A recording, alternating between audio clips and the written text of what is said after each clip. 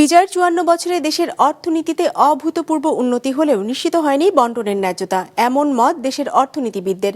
তাদের মতে দুর্নীতি, সুশাসনের ঘাটতি ও প্রাতিষ্ঠানিকীকরণের অভাবে দীর্ঘ এই পথ পরিক্রমায় মেলেনি কাঙ্ক্ষিত অর্থনৈতিক ও রাজনৈতিক মুক্তি, যে কারণে সমসাময়িক সময়ে বিজয় অর্জন করেও প্রতিবেশী অনেক দেশের তুলনায় পিছিয়ে আছে বাংলাদেশ।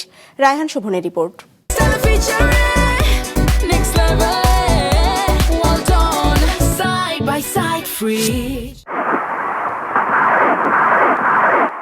৯ মাসের যুদ্ধ শেষে ১৯৭১ সালের ১৬ই ডিসেম্বর বিজয়ের স্বাদ পায় বাংলাদেশ। তখন মোট দেশজ উৎপাদন বা জিডিপির আকার ছিল ৫৩,০০০ কোটি টাকা। ৫৪ বছরে তা এখন বেড়ে দাঁড়িয়েছে ৫০ লাখ কোটি টাকার বেশি। এই সময় দেশে বাজেটের আকার ৭৮৬ কোটি টাকা থেকে বেড়ে হয়েছে ৭,৯০,০০০ কোটি টাকা, যার উপর ভর করে ১৯৭১ সালের $১৪০ মাথাপিছু আয় এখন পৌঁছে গেছে $২,৮২০। দারিদ্র্যের হার ৭৫ থেকে নেমেছে ১৮ ঘরে।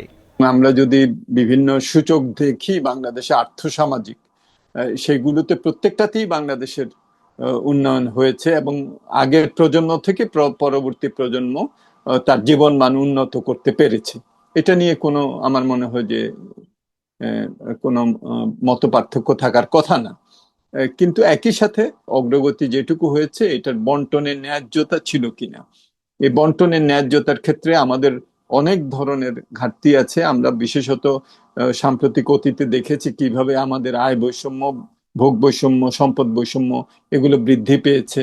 শুধু জিডিপি কিংবা মাথাপিছু আয় নয়, বিজয়ের ৫৪ বছরে প্রায় সব সূচকেই উন্নতি করেছে বাংলাদেশ। সেই সময়কার নামমাত্র রপ্তানি আয় আজ পৌঁছে গেছে $৪,৮০০ কোটি উপরে। এই ৫৪ বছরে ১,৬০,০০,০০০-এর বেশি মানুষ কাজের উদ্দেশ্যে পাড়ি জমিয়েছেন পৃথিবীর বিভিন্ন গন্তব্যে, যারা প্রতি বছরই দেশে পাঠাচ্ছেন মোটা অঙ্কের বৈদেশিক মুদ্রা। সবশেষ অর্থ বছরেও যার পরিমাণ দাঁড়িয়েছে $৩,০০০ কোটি উপরে। ধারাবাহিকভাবে রপ্তানি ও রেমিট্যান্সের পরিমাণ বাড়ায় ১৯৭১ সালের $18 রিজার্ভ আজ পৌঁছে গেছে $৩,২০০ কোটি। একবিংশ শতাব্দীতে বাংলাদেশকে যে জায়গায় আমাদের নতুন প্রজন্ম নিয়ে যেতে চায়, সেদিক থেকে অবশ্যই আমাদের অনেক ঘাটতি আছে। সুশাসনের অভাব আছে, প্রাতিষ্ঠানিক দুর্বলতা আছে, আমাদের বাস্তবায়নের ক্ষেত্রে আমাদের অনেক ধরনের বিচ্যুতি ব্যত্যয় আছে।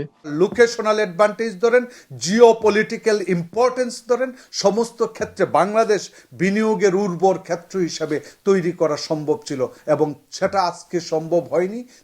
তার পিছনেও কিন্তু এই রাজনৈতিক ব্যর্থতাই আমি মনে করি দায়ী। বিজয়ের এই ৫৪ বছরে মাথাপিছু আয় থেকে শুরু করে অবকাঠামো উন্নয়ন, জিডিপি প্রবৃদ্ধি, ডলারের দর কিংবা মূল্যস্ফীতি, প্রায় সকল সূচকেই পাকিস্তানকে পেছনে ফেলেছে বাংলাদেশ। কিন্তু প্রশ্ন হচ্ছে যে অর্থনৈতিক কিংবা রাজনৈতিক মুক্তির আকাঙ্ক্ষা থেকে আজকের এই বিজয় ৫৪ বছরে সেটি কতটা পূরণ হলো?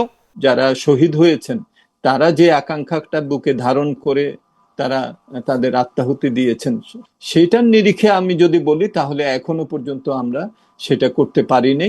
এবং আমাদেরকে সেই জায়গাটায় যেতে হলে আমাদের অবশ্যই কেবলমাত্র এটা রাজনীতির ব্যাপার না, এটার সাথে রাষ্ট্র বহির্ভূত যারা আছেন, নাগরিক সমাজ, আমার মনে হয় যে সবারই আমাদের দায়িত্ব আছে।